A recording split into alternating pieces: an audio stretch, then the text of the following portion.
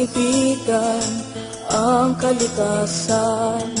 Mga bundok at dagat ay iyong pagmasdan. Pawang paninira ang iyong makikita, at pagyurak sa kanilang ganda.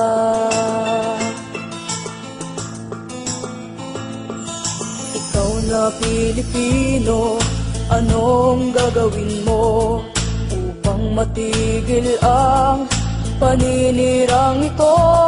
Huwag ipagwalang bahala ang inang kalikasan, pagkat ito'y ating kinabukasan.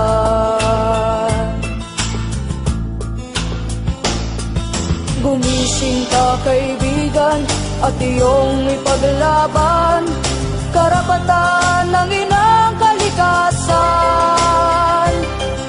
Pigilan ang mga galit na hayagang gumagahasa sa kabundukan.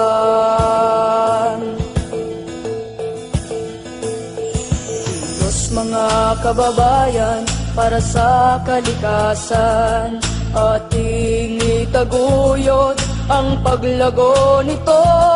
Huwag lasunin ang lupa, ang ilog at dagat, at ang hangin ating nilalanghap.